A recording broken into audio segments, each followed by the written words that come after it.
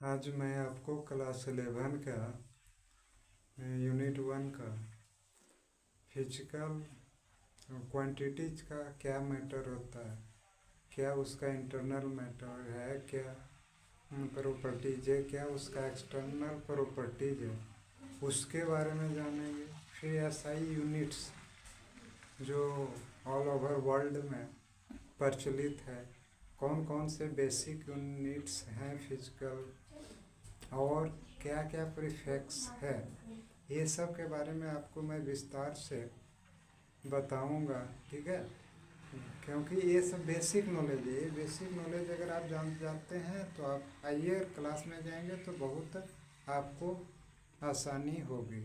ठीक है, तो मैं अब आपको वीडियो शुरू करता हूँ।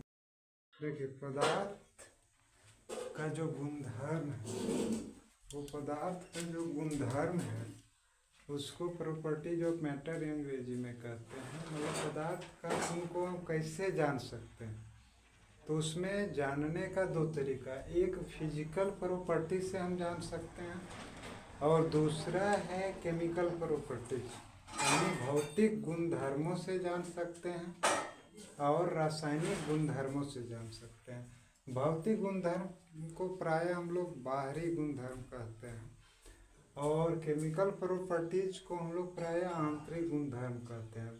यानी यह पदार्थ के अंदर का गुण होता है, यह पदार्थ के बाहर का गुण होता है।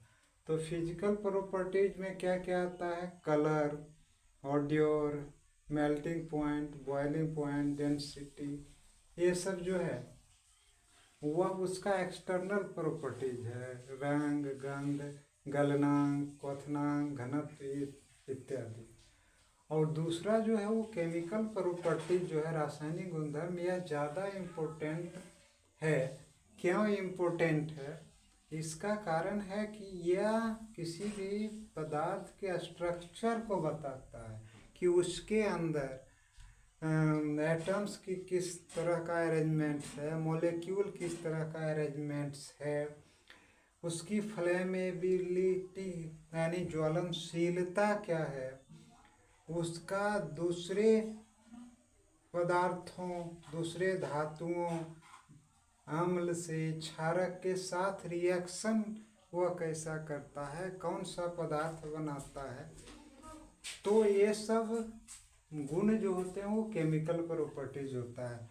पदार्थ को विशेषकर केमिकल प्रॉपर्टीज के आधार पर, चूँकि केमिस्ट्री पढ़ रहे हैं तो उसके केमिकल प्रॉपर्टीज को विशेष ध्यान देंगे। अब आपका एक पॉइंट आता है एसआई यूनिट। बहुत लोग एसआई यूनिट को नहीं समझ पाते हैं। एसआई यूनिट वाजिब में फ्रेंच लैंग्वेज में है ली सिस्टम इंटरनेशनल डी यूनिट्स, यानी अंतर्राष्ट्रीय मात्रकों का यह जो सिस्टम है। तो इसको सबसे पहले पेरिस में 1875 में तैयार किया गया था और 1960 में पूरे विश्व ने इसकी मान्यता दी। तो इसमें आपको कुछ सेवन जो है वो बेसिक क्वांटिटीज हैं और यूनिट्स हैं, बाकी डिराइव्ड हैं।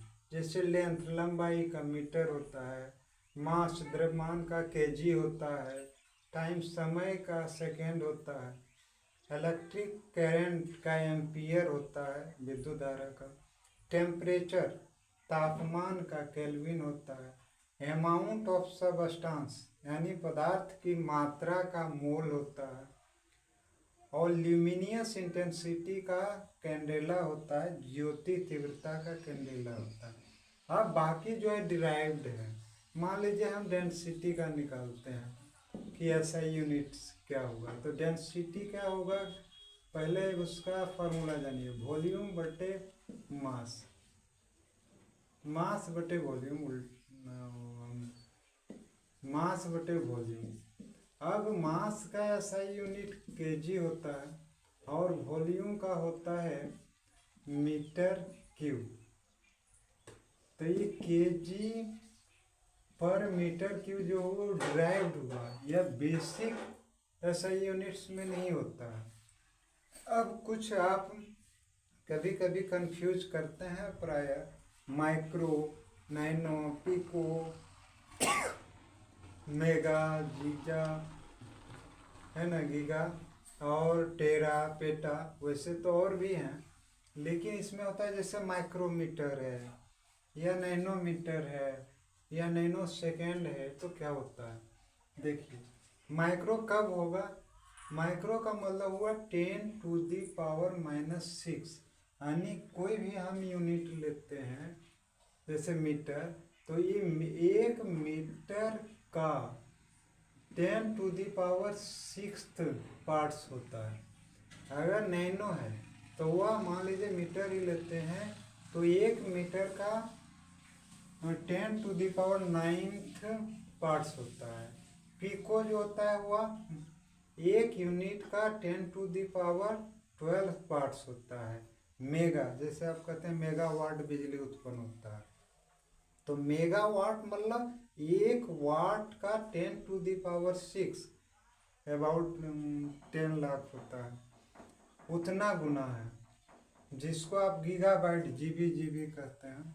तो 10⁹, यानी अगर 1 GB का मतलब हो गया 10⁹ बाइट्स, यानी करोड़ 10 करोड़ से भी ज़्यादा हो जाता है।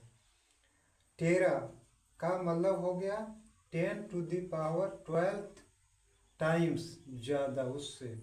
पेटा यदि होता है तो वह 10⁻15 टाइम्स ज़्यादा होता है, जिसमें माइनस लगा हुआ, इसका मतलब उतना गुना कम होगा, और जिसमें माइनस नहीं लगा है उतना गुना ज़्यादा होगा।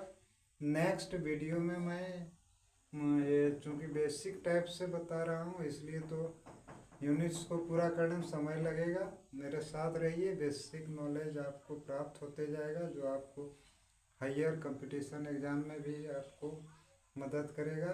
प्लीज़ लाइक और सब्सक्राइब कीजिए। मैं नेक्स्ट डे फिर अगला वीडियो आपके लिए लाऊंगा। Thank you.